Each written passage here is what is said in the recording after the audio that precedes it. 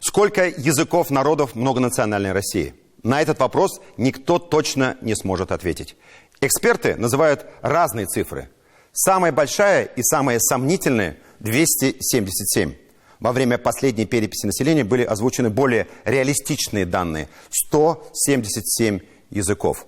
Но это было почти 10 лет тому назад. И за эти 10 лет, как полагают эксперты, Россия уже потеряла несколько десятков языков. Согласно последним официальным данным, сегодня осталось 135 языков народов России. О чем говорят эти цифры? Думаю о том, что статистика в стране ведется постольку-поскольку. Многонациональное богатство не считают и не пересчитывают.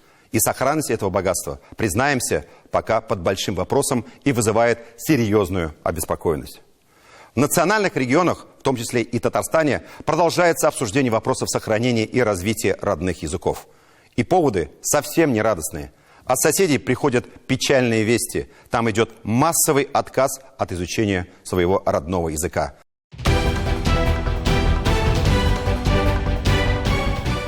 Все выпуски программы «7 дней» смотрите на YouTube-канале ТНВ.